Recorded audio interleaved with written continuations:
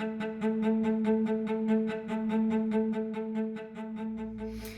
you practicing in a careful, considered and thoughtful way yet?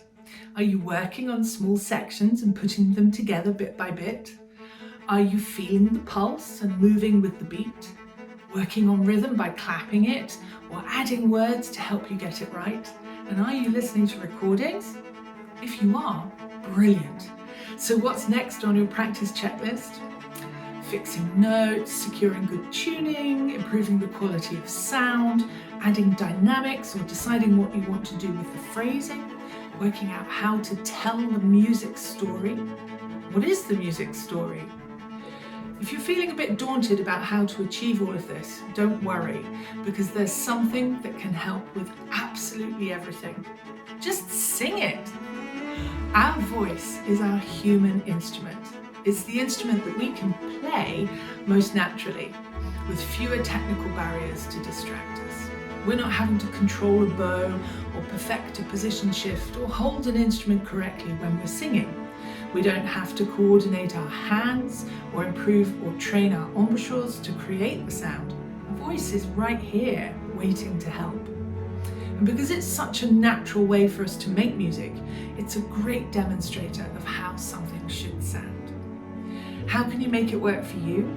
Well, if you can sight sing, that's sing from the music as you read it, you can sing something first and then copy it back on your instrument. It also means you'll be able to read and hear the music in your head before you play it, so you'll know exactly what you're expecting to hear next. This allows you to think ahead and prepare your sound and movement on your instrument.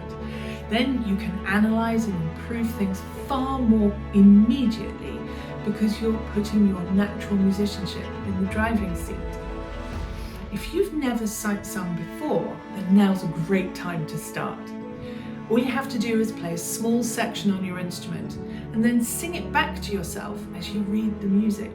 This will help you to learn to recognize intervals. Those are the steps between the notes. Then you can pitch them with your voice. Think of the notes on the stave as notes sitting on a staircase. How many steps do they take up or down the scale? Do they move in order? Do they jump? And sing the same steps or jumps, up or down, and your sight singing will improve in leaps and bounds. And hey presto, you're learning to sing your piece independently of your instrument, and then you'll start to get ideas on how to play it more musically as well. Quite simply, the more you sing as you practice, the more your non-human instrument takes on and becomes your other voice. And that's a really special thing. You'll begin to play with so much more freedom and more natural flair. And that's when you begin to grow your own ideas, develop your musical personality and individuality, and your new instrument becomes an extended part of who you are. Go on, find your voice.